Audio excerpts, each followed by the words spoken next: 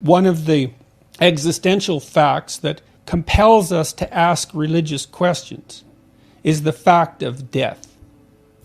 And that's why I also think you can't eradicate religion, for that matter, because what are you going to do? You're going to eradicate people's concern with death? I don't think so.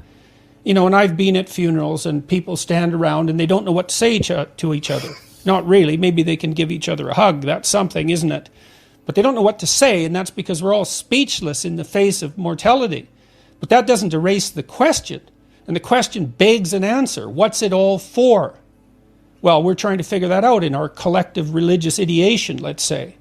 So, for example, when I look at Christianity, I think, well, at minimum, speaking as a psychologist, the figure of Christ is the consequence of a centuries-long, a millennia-long discussion of what constitutes the ideal human being.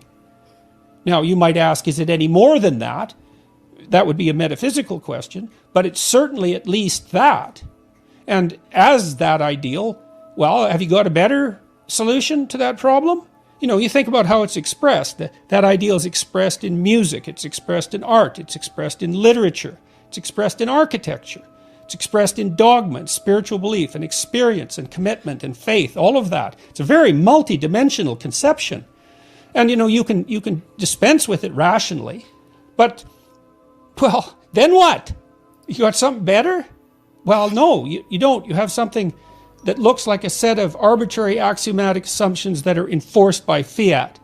Part of Christianity, let's say, was an exploration of what the ideal was. There was at least that exploratory element. I mean, I know things degenerate into insistence, but it wasn't. You really think all of that was insistence by force?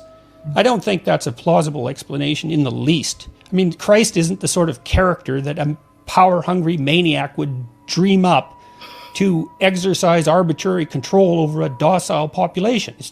That just doesn't make sense.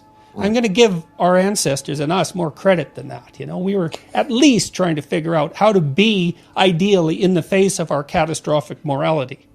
And that question, that's not going away.